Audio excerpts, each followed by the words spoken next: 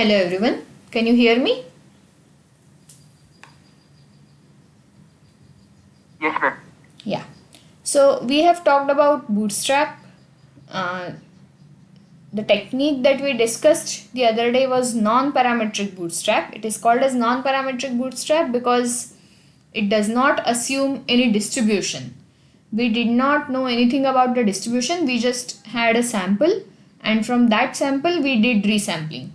So because we did not assume any distribution, this is called as non-parametric Bootstrap. Today we will be discussing about parametric Bootstrap. Okay. So can you see my screen? Yes, ma'am. Yeah. So what is a parametric Bootstrap? Parametric Bootstrap is useful when we know something about the population, and it is also useful in situations like regression where you want to maintain some relationship while doing the resampling. Okay. So let me first consider again an IID case but with known distribution.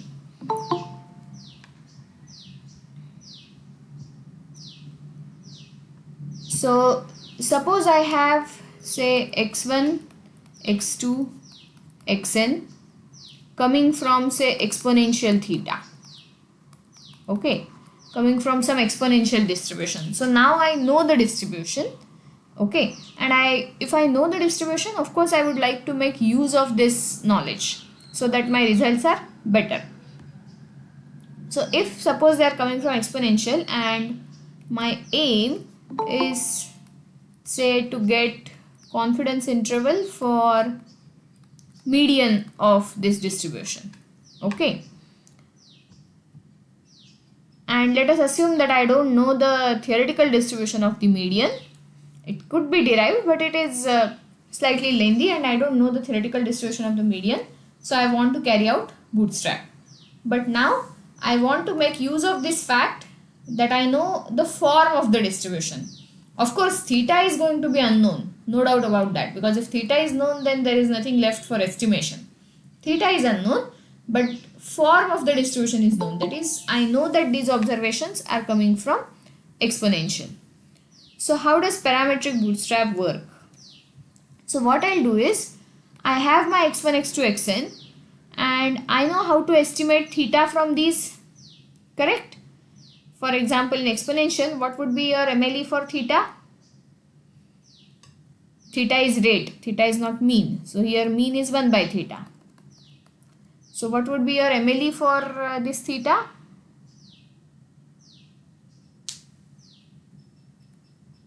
One upon mean. 1 upon mean, correct? So my first step would be compute x bar and take theta hat as 1 by x bar. Okay.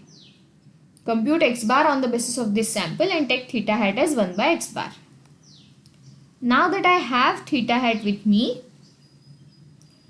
what I'll do is, I want confidence interval for median. So the first thing I should do is take a sample, so my 0th step should be get a sample estimate of median, correct? Get a sample median, let me call it say m hat as estimate of the population median. You can see me writing, right?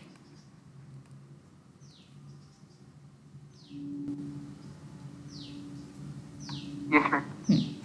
So get a sample median m hat as estimate of the population median, and my actual aim is to get confidence interval for median.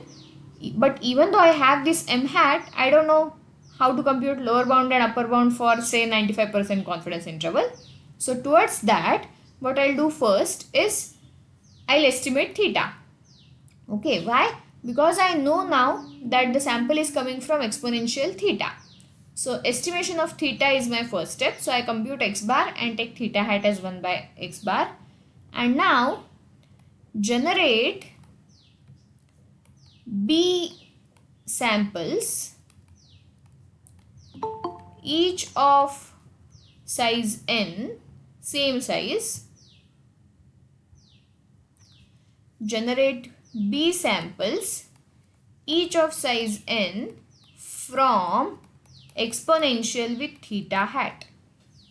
Okay, I have obtained theta hat on the basis of this sample. So I am going to use that theta hat. In that sense, it is resampling because I am going to use theta hat which was provided to me from the existing sample, from the original sample. But it is parametric in the sense that I am using the fact that the distribution is exponential. I am not simply relying on the sample. Okay, now I might get, in fact I will get new observations. My new exercise need not match any of these exercise. Are you getting the difference between non-parametric and parametric bootstrap?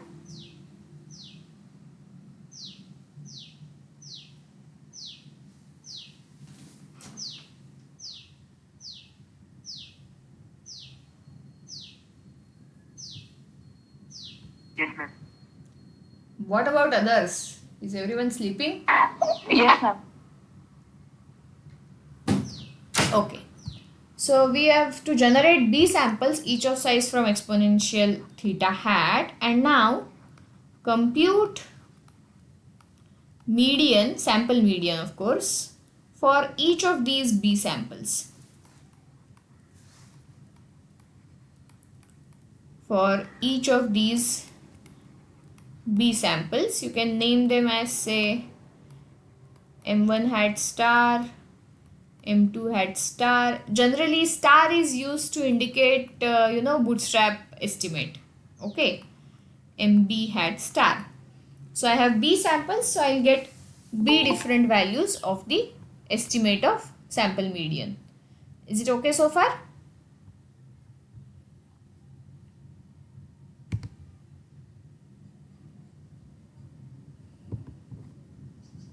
Yes, ma'am. And now once I have this, I can consider 2.5th and 97.5th percentiles of this vector M1 hat star, M2 hat star up to MB hat star. Okay, 2.5th and 97.5th percentiles of this vector are what? Medians, right? Confidence interval for the median. So this would form confidence interval for population median. This would be percentile based parametric bootstrap confidence interval for median of the exponential distribution.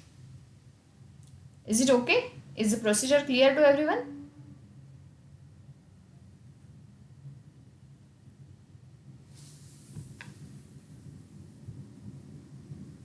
Yes, ma'am. Again, here also you can use normal approximation. If you see, for example, you got this M1 hat star, M2 hat star, MB hat star. If you plot those and if they appear more or less say normal, then you can go for normal approximation. So you can estimate variance of M hat as 1 upon B, sum over I going from 1 to B, Mi hat star minus M hat bar star. So it is mean of all these Mi hat stars whole square. Okay, this could be your estimate of variance, and then you could use simply M hat plus or minus 1.96, this square root of variance of M hat upon M. Okay, one important point to be noted. I am using M hat here. I am not using M hat star bar. You know the difference between the two?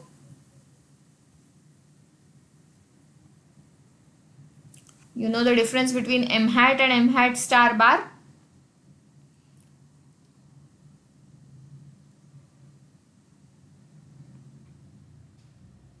Yes, ma'am. What is the difference? M hat is your median from our original sample, Correct? and M hat star is your mean of median from your vector of generated Correct. sample. Correct. So M hat star bar is sample mean of these all bootstrap medians, whereas this is from original sample. Okay, so while constructing confidence interval, you have to take original estimate of sample median here. Is it okay? So I explained this with the help of an example, but whenever you want to do for any other distribution, the procedure is same. Just that your estimate of theta might change depending on the distribution, and of course you will be sampling from this part, so you will be sampling from that particular distribution. Is it okay? Is everyone okay with parametric bootstrap in IID setup at least? Yes, ma'am. Okay, then we have to move to regression setup. So bootstrap in the regression setup.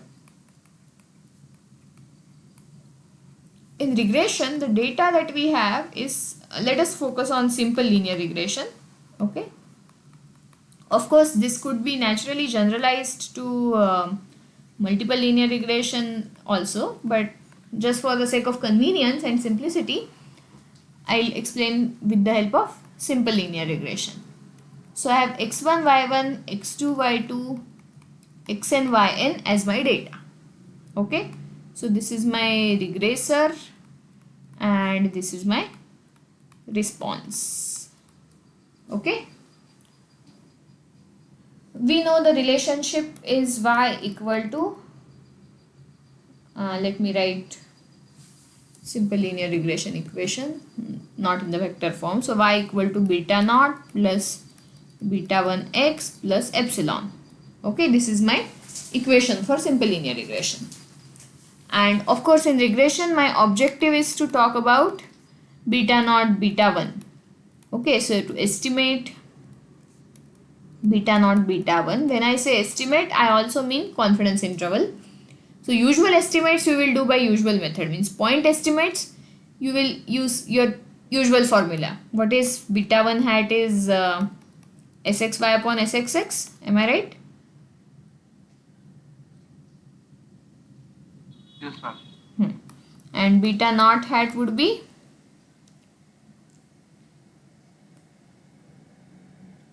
y bar minus beta 1 hat x bar, something like this, right? Yes, ma'am. So these we will get by usual formula. We won't make any modifications here. But now suppose I want to get confidence interval for beta 1 hat and beta naught hat, and I don't want to assume normal distribution. Okay. Or I have forgotten the formula for variance of beta 1 hat and beta naught hat, and hence I want to try bootstrap. Now in regression, what happens is there are actually 2-3 approaches in which you can do bootstrap in regression. So non-parametric approach still stays valid, just that you have to make sure that you sample an entire pair and not an individual observation. I don't know whether you got what I am trying to say here. So in non-parametric bootstrap, we do sampling with replacement. So if I do sampling with replacement separately for xi's and yi's, then that is not correct, because then the relationship between xi's and yi's would be destroyed. Are you getting it? Yes, ma'am. Okay. Because if I say suppose first resample only from xi's and I get say x1, x1, x9, x4 and so on, and if I resample separately for yi's, I may get something like this. So my x1 y1 pairing is destroyed. So this is not a correct approach. So if I want to do non-parametric bootstrap in regression, I have to resample entire pair. Okay. So basically I can give observation numbers and then I can do sampling on these observation numbers, and then whatever numbers I get, I pick up pairs corresponding to those numbers. Okay, so if I get say 3, 3, 1, 7, 9, 9, 9, 8, 4, 1, something like this, then I first pick x3, y3 pair, again x3, y3 pair, then x1, y1, x7, y7 and so on. Is it okay? And on the basis of this resample, I estimate beta naught hat, beta 1 hat, Similarly, I again draw another sample from these observation numbers. So this would actually be beta naught hat star, beta 1 hat star. I should indicate somewhere the bootstrap sample number also. So maybe I have bracketed 1 here. Then on the basis of another sample, I'll have beta naught hat 2 star, beta 1 hat 2 star, and so on. I will get beta naught hat B star, beta 1 hat B star. Okay, and then your usual stuff follows. So then you can get confidence interval by individual confidence intervals you can get by taking percentiles of vector of beta naught hat stars and then percentiles of beta 1 hat stars. Okay, this is how non-parametric bootstrap works. But then because now we know the form, so see, in the non-parametric bootstrap we did not use the original estimates of beta hat that we have obtained. Okay, so because now we know this form, we can use parametric bootstrap in the regression setup also. So how would the parametric bootstrap in regression setup look like? Let me explain. Again, there are two different ways. So let us go one by one. So first, parametric approach. So let me call it parametric approach 1.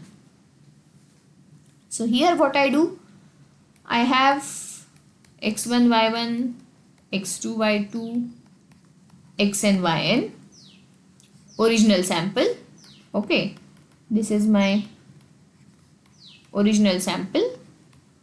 On the basis of this original sample, I have estimated beta naught hat, beta 1 hat. Okay, and of course I have also estimated sigma square hat. What is sigma square in the regression setup? Variance of what? Ma'am, it is the MSE. MSE, it is variance of what?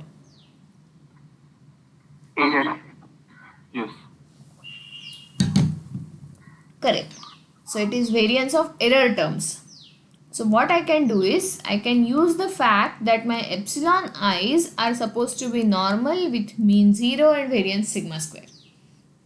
Okay, this I know from the linear regression assumptions.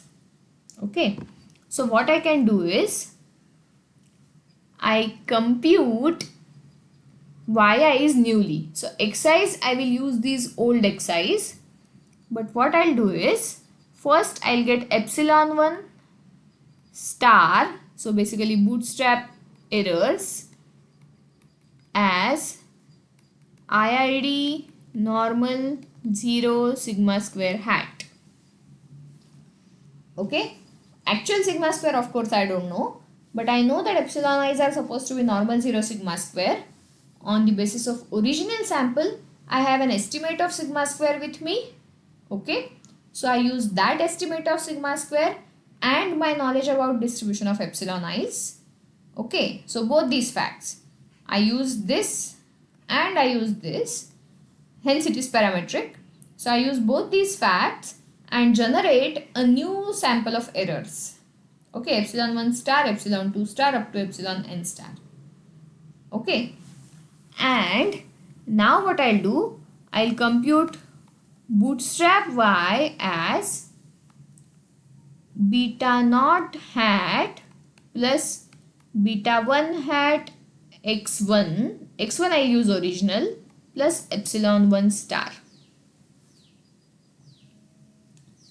Got it?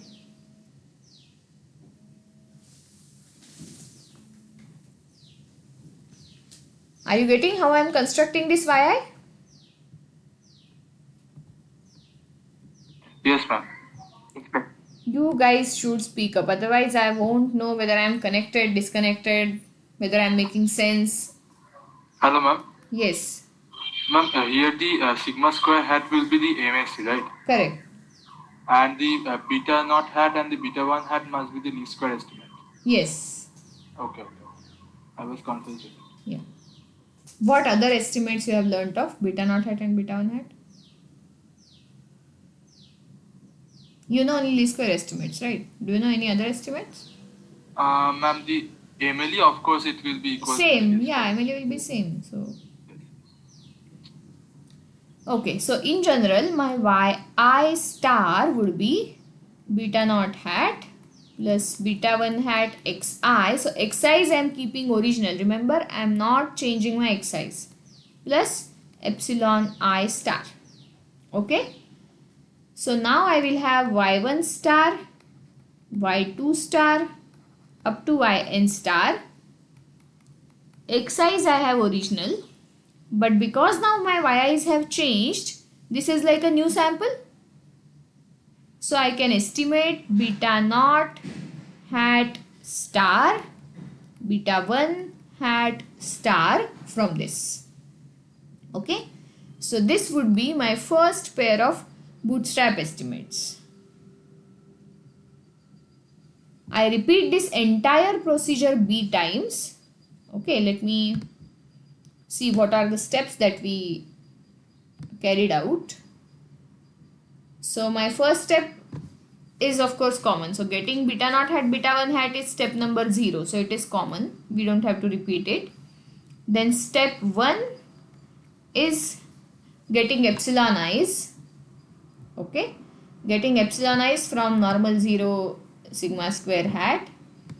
Then step 2 is computing yi star hats. And step 3 is getting estimates of beta hat using this newly generated sample. Okay. So parametric bootstrap says repeat steps 1 to 3 b times to get beta naught hat 1 star, beta naught hat 2 star up to beta naught hat b star. And similarly, of course, beta 1 hat 1 star, beta 2 hat, sorry, beta 1 hat 2 star and beta 1 hat b star. Of course, you will get sigma is also in each of these, but we may not need those. And once I have these, I can compute 2.5th and 97.5th percentile of these beta naught hats. Similarly, 2.5th and 97.5th percentile of beta 1 hats. And these would be my parametric bootstrap based confidence intervals for beta naught and beta 1. Population beta naught and beta 1. Is the procedure clear to everyone?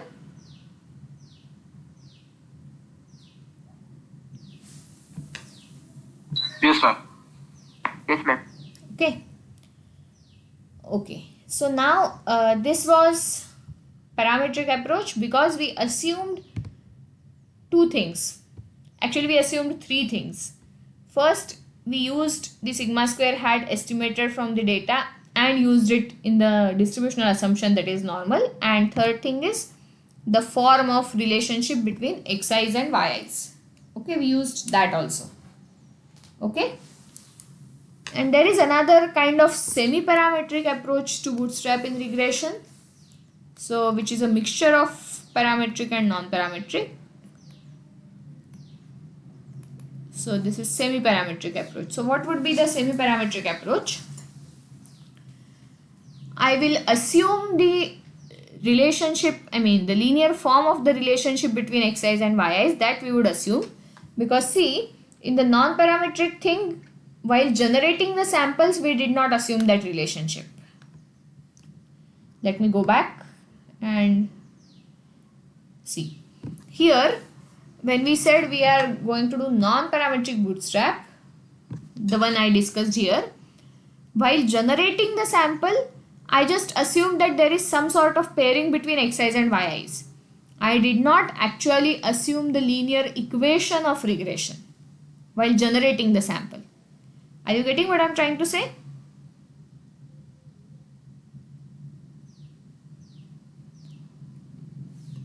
Ma'am, can you repeat? Yeah. So while obtaining yi's in this setup, I did not use the fact that yi is beta naught plus beta 1 xi while obtaining yi's, while resampling. While obtaining betas, of course, I used that fact.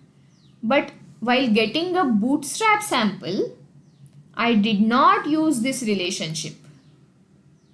Okay? In non-parametric bootstrap setup, while getting a bootstrap sample, I did not use the relationship between xi's and yi's as an explicit equation. I just used the fact that there has to be some pairing that needs to be maintained. So I said that okay, if I am picking x3, I have to pick corresponding y3. I can't pick any arbitrary y. That much I maintained, of course. But I did not use this explicit relationship. Okay. And of course, I did not use the normal distribution assumption for errors. So this is completely non-parametric method that I am not using any form. Okay. In bootstrapping, in the bootstrapping part of it. In estimating part of it, of course, we use the form. But in the bootstrapping part of it, that is the resampling part of it, we do not assume any distributional assumption. Hence, this is completely a non-parametric bootstrap. Is it okay? Yes, ma'am. Whereas here, I used both. I used the normality of errors, okay, and I also used this equation to get yi stars, the exact equation. So this is a completely parametric bootstrap approach. I am using the linear regression equation while generating the resample, and I am also using the distribution of epsilon i's. So this is a completely parametric approach. Okay. And now I am going to combine the two and go for a semi-parametric approach. So what I'll do is, the linear relationship we will use. Okay. Linear relationship will be used, but normality assumption will not be used. So normality of epsilon i's won't be used. Hence it is semi-parametric. You are using parametric form here, but you are not using parametric form here. So this is a semi-parametric approach. Okay. So what I'll do, I have epsilon 1 hat, epsilon 2 hat up to epsilon n hat obtained from the original sample. You have residuals, right? You know how to get these?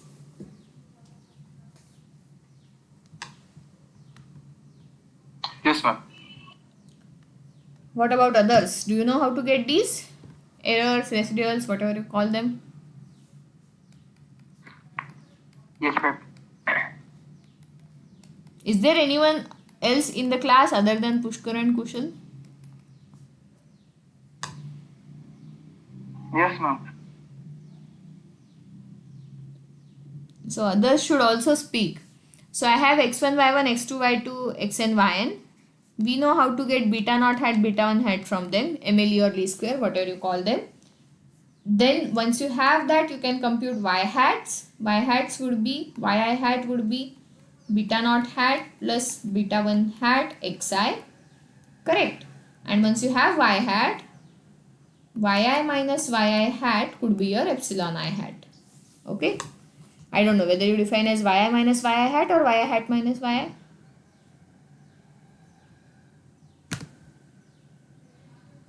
Either way, it doesn't matter much. So yi minus yi hat is defined as epsilon I hat. So what I'll do is, now I don't want to assume distribution of epsilon i's. Okay. So I will do usual bootstrap on epsilon i's. So I have epsilon 1 hat, epsilon 2 hat, epsilon n hat as IID sample coming from some distribution. So I won't assume any distribution. So I will generate a sample of size n from these with replacement. So this is like non-parametric part of the bootstrap. Generate a sample of size n from these residuals with replacement. because their IID, that much we know. Okay, in the usual conditions, their IID. We are not going for skedasticity or anything.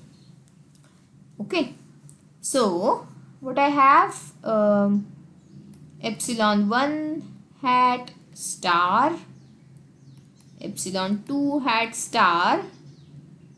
I can write here 1 to indicate that these are for first bootstrap samples. So epsilon n hat star. Okay, so this is simply a with replacement sample coming from this sample. Okay, so these values are subset of these values. Some values will be repeated, some values will be missing. Okay, and now from these new epsilons I can get yi star, not hat, I can get yi star as beta naught hat, that I already have, plus beta 1 hat xi plus epsilon I hat star. Okay, first question, is everyone convinced that this yi star would be different than original yi?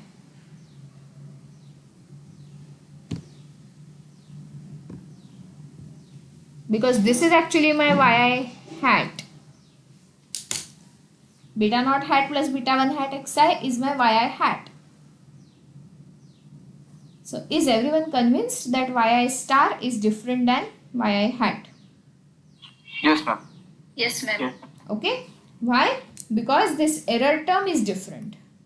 Okay, I am not taking original ith estimate of residual, hence this is different than y.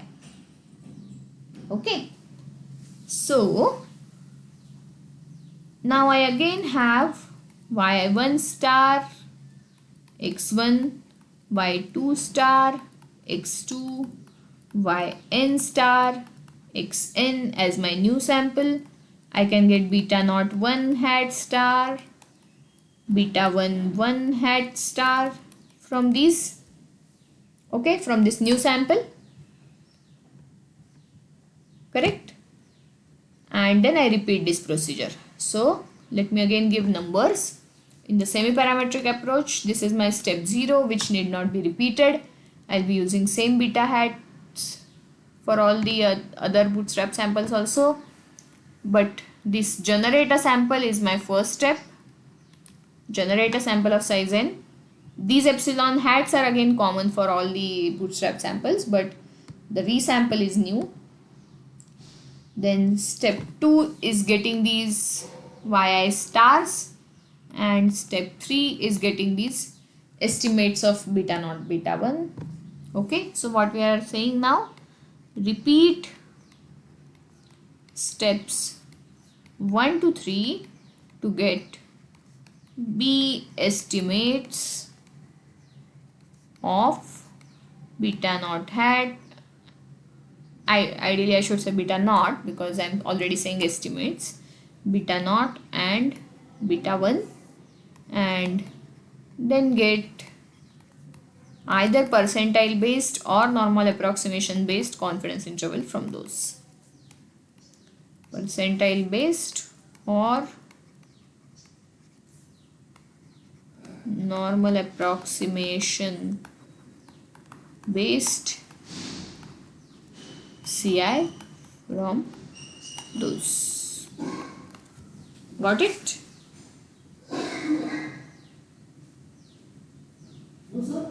Is everyone okay with this semi-parametric approach?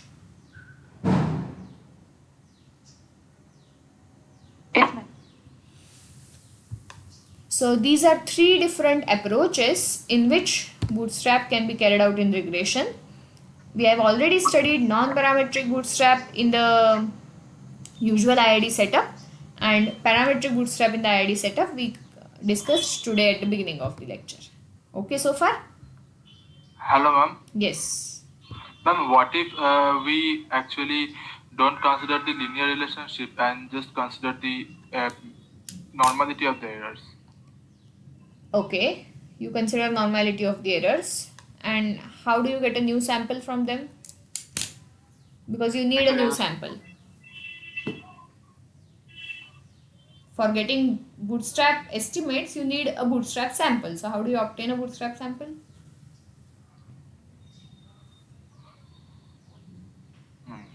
Let me think. Mm-hmm.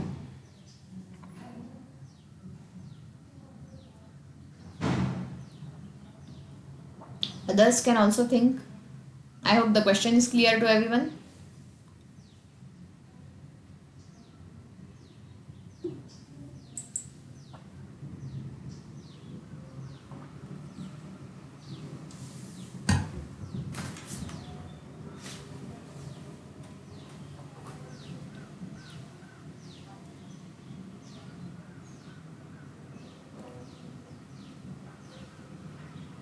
If we don't consider the linear relationship, Hmm. then can we consider it as a bivariate bootstrapping?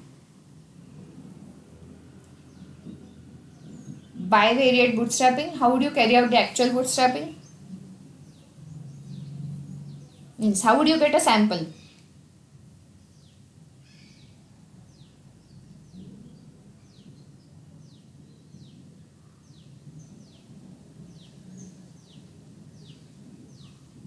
Using non-parametric methods.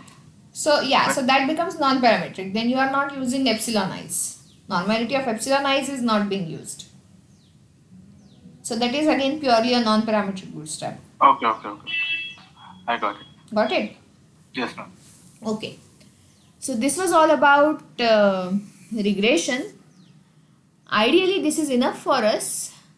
We need bootstrap for validation and then in bagging and boosting in regression, classification and regression trees. But because we have some time, I thought I'll discuss in brief time series bootstrap. You might learn it in time series course also, or you might have learned it, I don't know. So in time series, situation is much more complicated. Okay. So what, suppose I have a time series x1, x2, xn.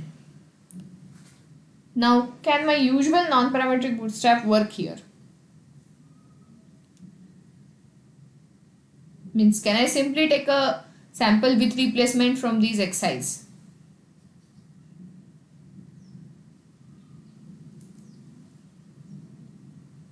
Or will there be any problem?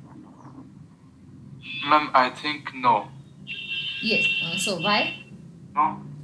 Ma'am, since this thing will be a stochastic process, so they will be dependent upon each other. So in that case, they will be not independent. So how does it cause a problem? I mean, you're right, but can you please be more specific?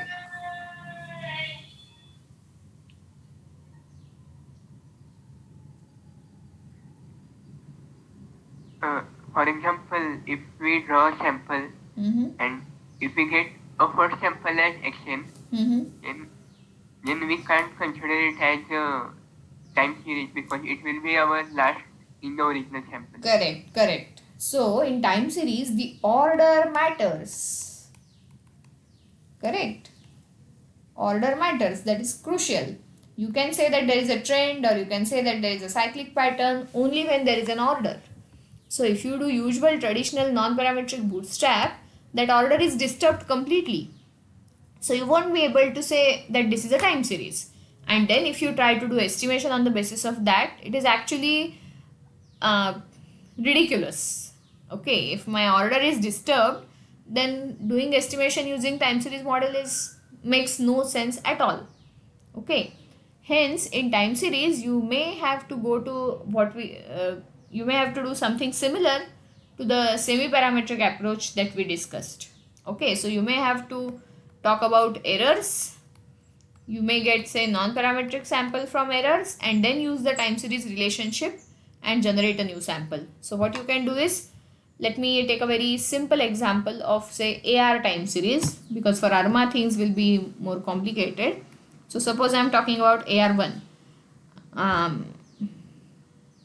Those who are in the time series course, everyone knows AR1 model?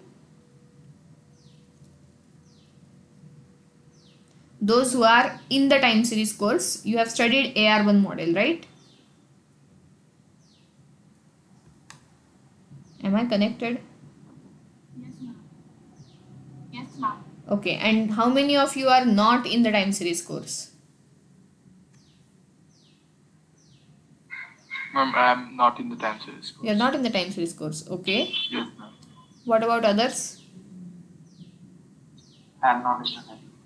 Okay, Samruddha is also not there. So let me quickly write down the AR1 model. So you say Xn is time series. People, please correct me if I am writing a wrong model, because it has been long since I studied time series.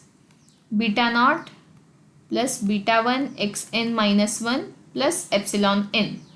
Okay, your notations might be different, but is the structure correct? Time series people.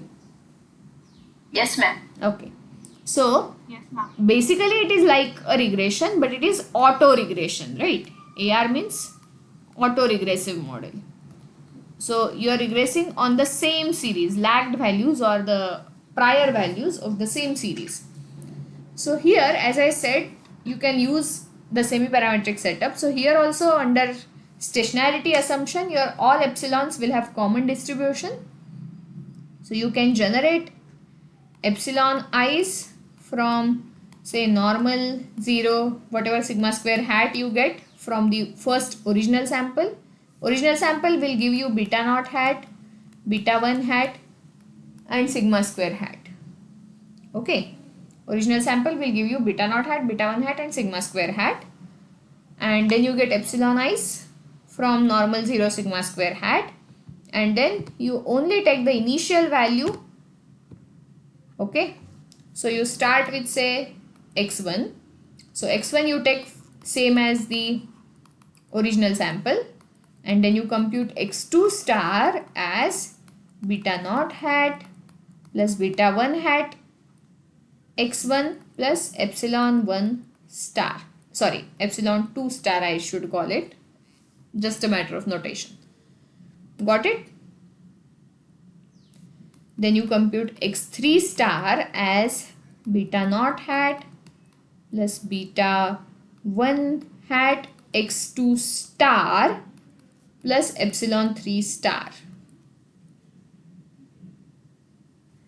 In general, x n star, the last observation would be beta naught hat plus beta 1 hat x n minus 1 star plus epsilon n star, where these epsilon I stars are coming from normal 0 sigma square hat.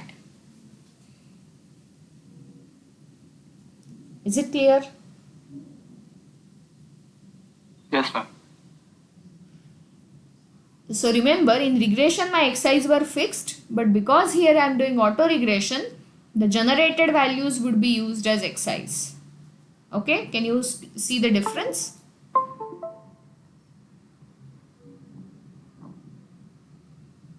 Yes, ma'am. And this way I will have x1, x2 star, x3 star, xn star as my new time series. This I can call it as first time series. Similarly, I can get b time series by using b different samples coming from this, each of size n. Okay, so this is a semi-parametric bootstrap for time series. You can develop a similar approach for ARMA, but I am not going to go into that. Okay, semi-parametric bootstrap for time series. Hello, ma'am. Yes.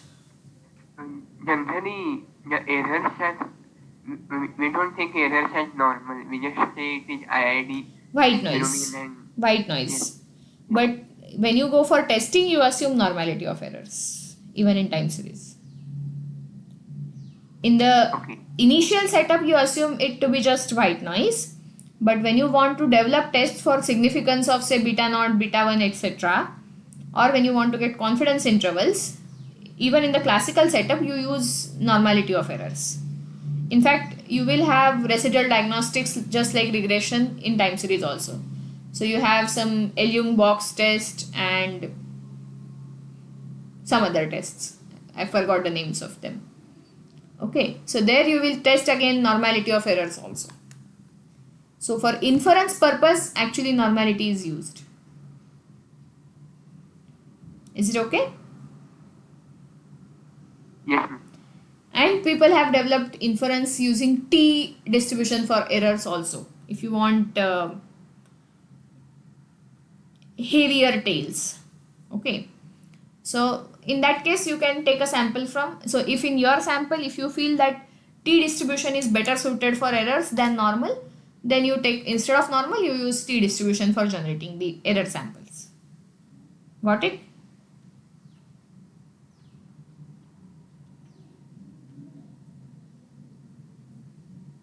बोला रे. Yes, ma'am.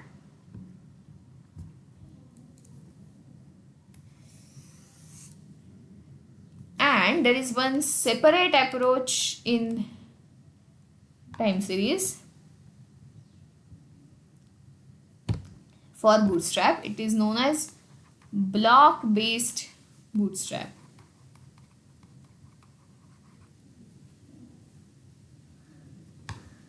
See, I feel, if you people don't talk, that's what happened in the last lecture. I won't even realize when I get disconnected.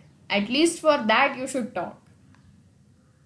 And otherwise, I feel like I'm crazy. I'm talking to myself. I mean, I do normally talk to myself, but not in such a loud voice. So if you are listening, you should respond. So, block based bootstrap. So what do we do in block based bootstrap? I'm not going to discuss this in detail, but I thought I should just introduce. So you have x1, x2, xn. We said that we can't do normal non-parametric bootstrap because the order would be disturbed, right? The order would be disturbed.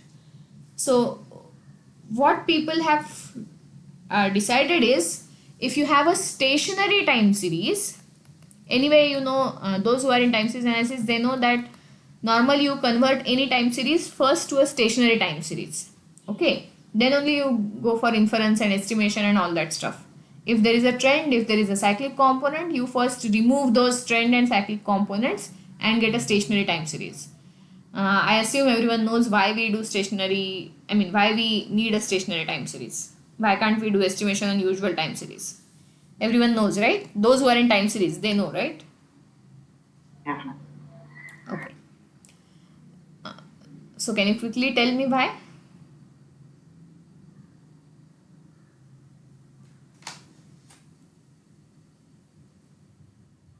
Because non-stationary time series gives more reliable estimate than the non-stationary.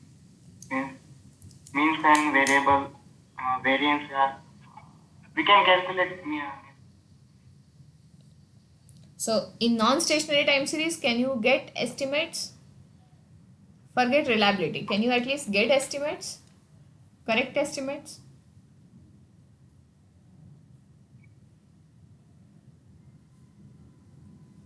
For example, if I ask you to estimate autocorrelation function of lag 1 in a non-stationary time series, can you calculate it without making the series stationary? Would it be a correct estimate?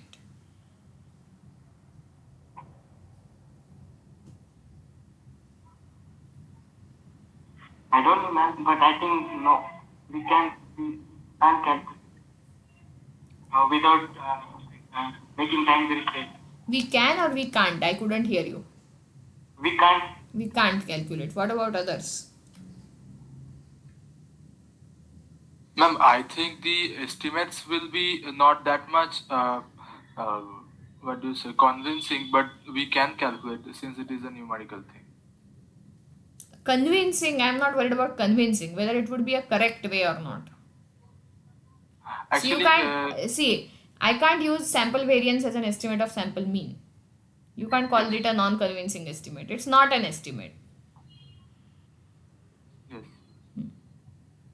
yes. I'm not talking about giving any numbers. Can you really make up a reasonable formula? Reasonable means mathematically accurate. Consistency, normality, that's a different story. But mathematically accurate for that sample. Those who have time series, they should chip in. And specifically, let's talk about specifically autocorrelation function of lag 1. Means I want to compute correlation between xt and xt minus 1. Can I compute it on the basis of directly a non-stationary time series without making the series stationary?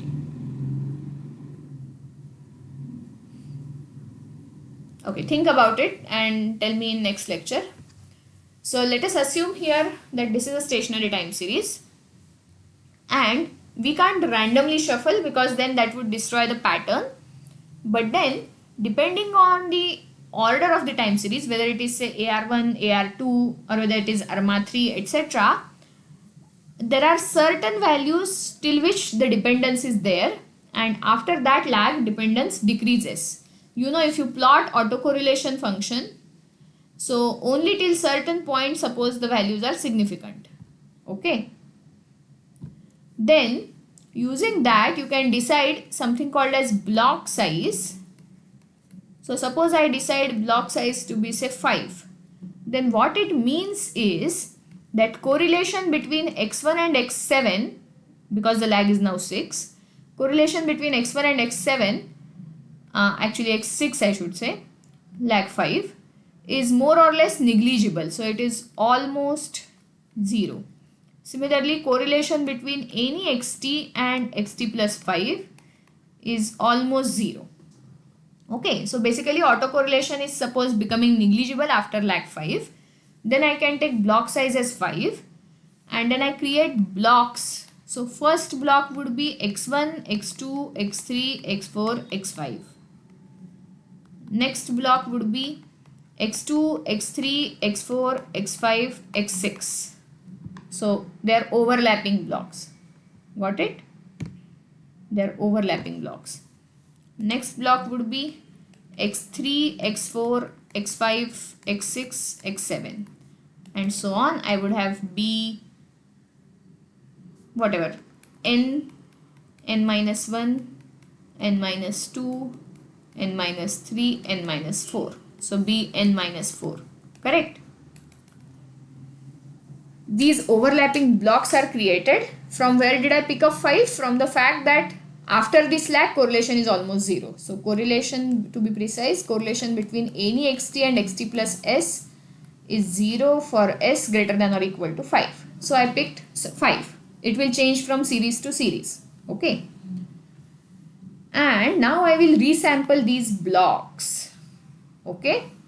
So I will resample these blocks and put them one after other. So maybe I first get say second block, so I put B2.